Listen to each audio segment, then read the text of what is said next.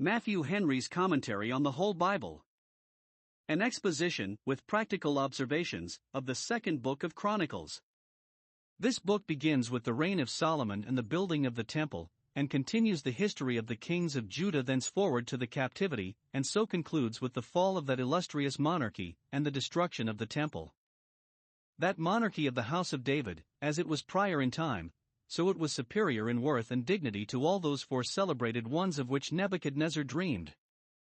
The Babylonian monarchy I reckon to begin in Nebuchadnezzar himself, thou art that head of gold, and that lasted but about 70 years, the Persian monarchy, in several families, about 130, the Grecian, in their several branches, about 300, and 300 more went far with the Roman.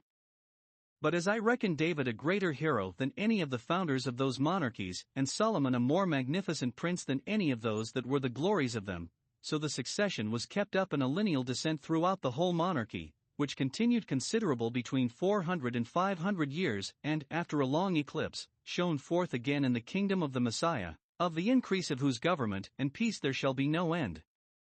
This history of the Jewish monarchy, as it is more authentic, so it is more entertaining and more instructive than the histories of any of those monarchies. We had the story of the house of David before, in the first and second books of Kings, intermixed with that of the kings of Israel, which there took more room than that of Judah, but here we have it entire. Much is repeated here which we had before, yet many of the passages of the story are enlarged upon, and divers added, which we had not before, especially relating to the affairs of religion, for it is a church history, and it is written for our learning, to let nations and families know that then, and then only, they can expect to prosper when they keep in the way of their duty to God, for all along the good kings prospered and the wicked kings suffered.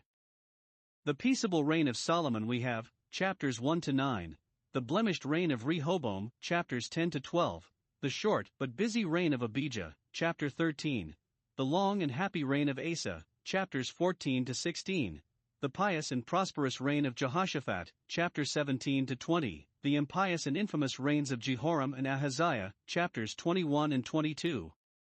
The unsteady reigns of Joash and Amaziah, chapters 24 and 25. The long and prosperous reign of Uzziah, chapter 26. The regular reign of Jotham, chapter 27. The profane and wicked reign of Ahaz, chapter 28. The gracious glorious reign of Hezekiah, chapters 29 to 32. The wicked reigns of Manasseh and Amon, chapter 33. The reforming reign of Josiah, chapters 34 and 35. The ruining reigns of his sons, chapter 36. Put all these together, and the truth of that word of God will appear. Those that honor me I will honor, but those that despise me shall be lightly esteemed.